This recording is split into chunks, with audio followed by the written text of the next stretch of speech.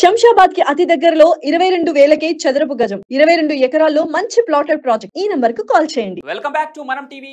నేను మీ పవన్ పేస్వాడ.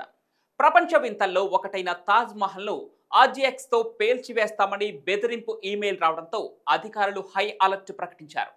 కేరళ నుంచి ఈ మెయిల్ వచ్చినట్లుగా గుర్తించిన అధికారులు తాజ్ మహల్ వద్ద భద్రతను పటిష్టం చేశారు.